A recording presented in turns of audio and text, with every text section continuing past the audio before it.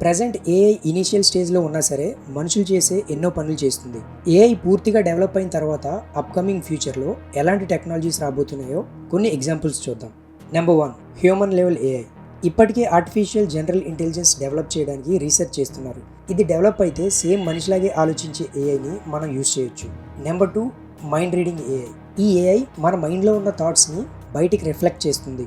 ఇప్పటికే జపాన్కి చెందిన సైంటిస్టులు మనుషులకు వచ్చే డ్రీమ్స్ని రికార్డ్ చేసే టెక్నాలజీని కనిపెట్టారు. ఈ మైండ్ రీడింగ్ ఏఐ డెవలప్ అయితే ఫర్ ఎగ్జాంపుల్ మన మొబైల్లో ఎవరికైనా ఒక మెసేజ్ పంపాలి అని థింక్ చేస్తే చాలు, ఆ మెసేజ్ ఆటోమేటిక్గా మన మొబైల్లో టైప్ అవుతుంది. Number 3, AI film making. ఈ మధ్య చాలా రీసెంట్ మూవీస్లో ఏఐ షార్ట్స్ని చూస్తున్నాం.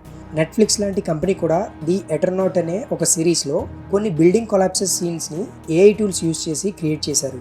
ఏఐని యూజ్ చేయడం వల్ల చాలా ఫాస్ట్గా అండ్ చాలా తక్కువ ఖర్చుతో ఆ సీన్స్ని క్రియేట్ చేశారు. ఫ్యూచర్లో ఏఐ పూర్తిగా డెవలప్ అయితే మొత్తం ఫుల్ లెంత్ ఫీచర్ ఫిల్మ్ కూడా ఏఐతోనే క్రియేట్ చేయొచ్చు. Number 4, intelligent robots.